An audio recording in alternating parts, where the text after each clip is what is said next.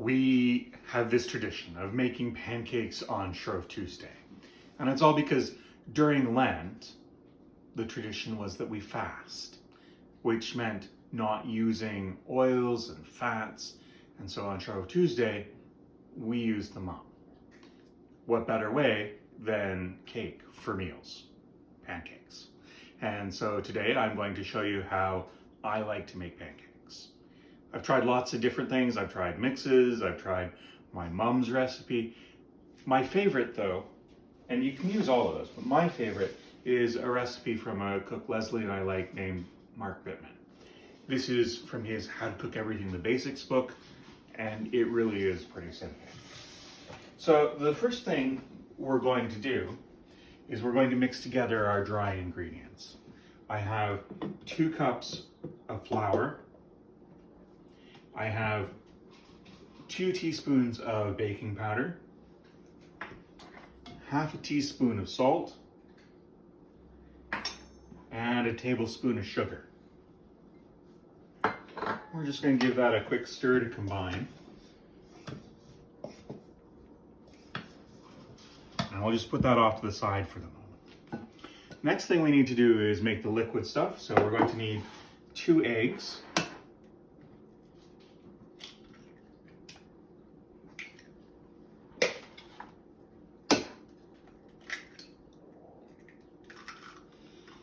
And we're just going to beat those together.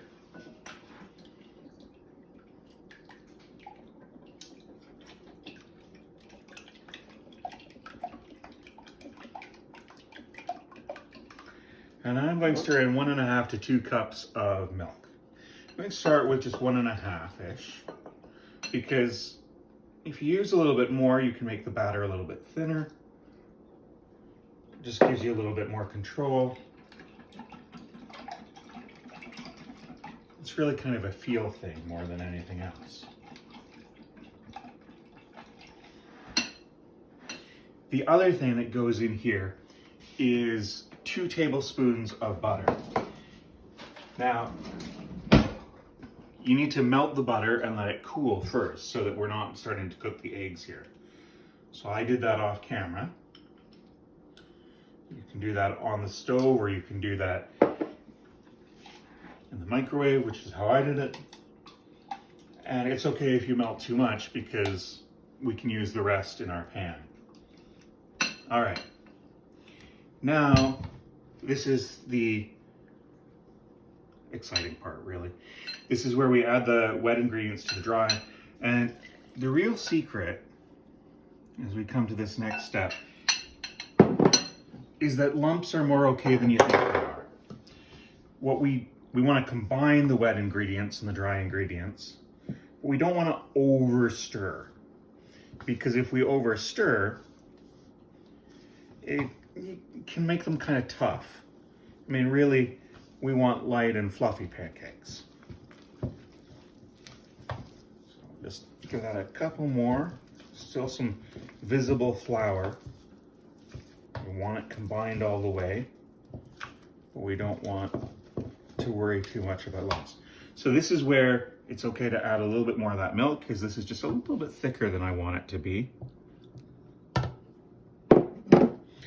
And again, just enough to combine, not worrying too much about lumps. I'm still going to need a little bit more milk here.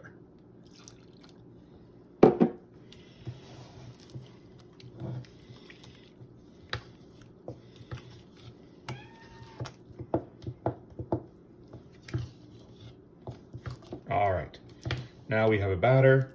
Again, you can see that it's still kind of lumpy, but that's okay. So we're going to come over to the stove. I'm going to grab a different spoon here.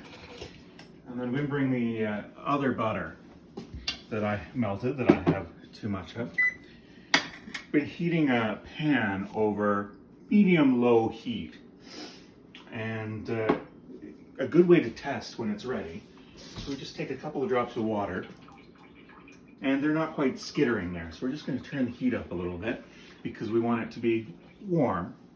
Now, the thing about the first batch of pancakes is they're never as good.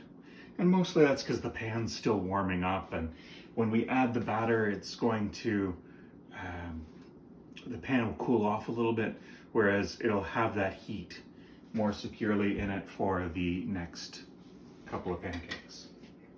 All right, you can see that's starting to almost skitter. You can see the way it's steaming there. We're pretty well ready. So I'm going to use just a bit of butter. This is a non-stick pan, but we'll use some, again, we're using up the fats, right? So, I mean, you can make your pancakes any size you want. We'll start off with just 2 in this first batch.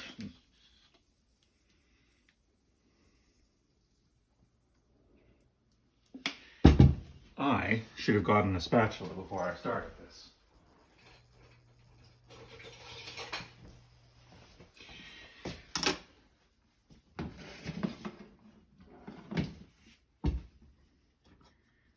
So, this is the part where we need to be patient and wait while it cooks. Leslie, if you don't mind coming a little bit closer with the camera, we can show people that you're starting to see little tiny bubbles. We're looking for those to get kind of big. That's when we're going to know it is time to flip them. Now, the great thing about this recipe, you know, normally when we're doing our Shrove Tuesday pancake lunch, we are making so many pancakes. We're just trying to make them as quickly as we possibly can. And there's a whole team in the kitchen mixing together the batter. And then another team of folk at the stoves and at griddles all through the holiday room making the pancakes so that we've got them hot and ready to serve to everybody. But at home, the advantage we have this year is we can mix up the recipe if we want to. If you're feeling sweet, you can maybe add some chocolate chips. If you want something that is sweet but a little bit healthier, some blueberries work really nicely, and you don't have to buy fresh ones. The frozen ones stir nicely into the batter. That works great too. So we're still waiting for our big holes to develop.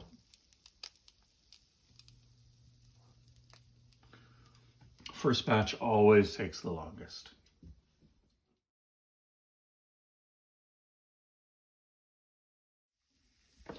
So we can see our holes popping up nicely, and you can sort of see them winking into existence, and sometimes they'll close on you. You can slide your spatula underneath and sort of feel to make sure that it's secure there, but that means it's probably cooked. We'll flip probably just a little bit early on that one. We'll give that one just a little bit longer. And again, you can sort of see by how high this is that my batter's a little bit thicker than it might have been. And we'll just give that a little bit longer to cook on the other side. There we go. Again, the first batch is never as good as the second and third. So we've been having these cook a little bit longer. And if we flip again, you can see it's nice and brown. First batch.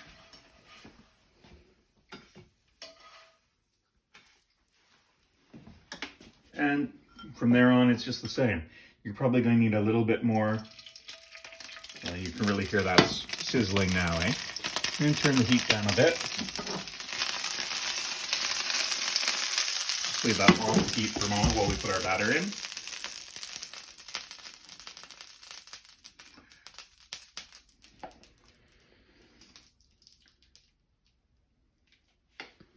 When Owen was small, I would try to make Mickey Mouse shaped pancakes. They always looked a little bit more blobby than I wanted them to. And that's how we do it. And I hope that you'll think about trying it at home this year and enjoy this tradition, knowing that we'll be doing it together, even though we have to be apart this year.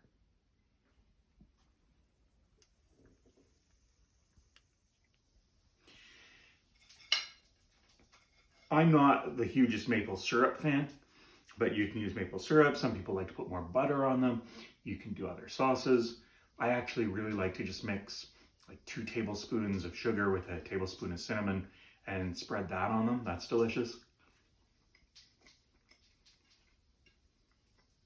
Happy pancaking.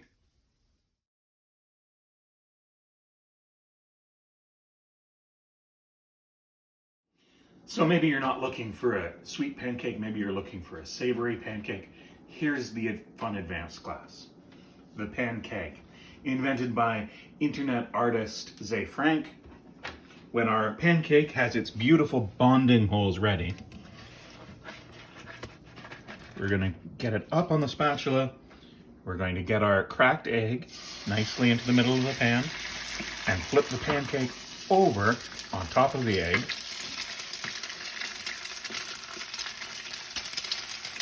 It's okay if there's some little egg oozage out to the side.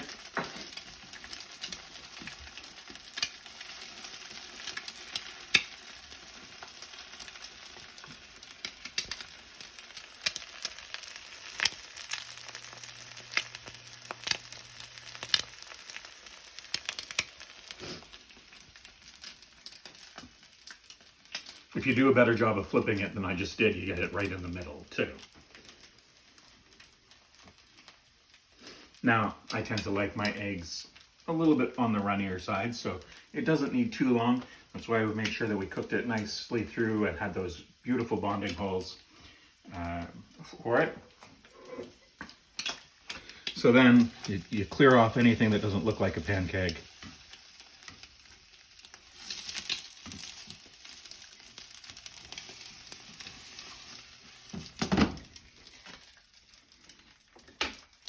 And there you have it, the pancake.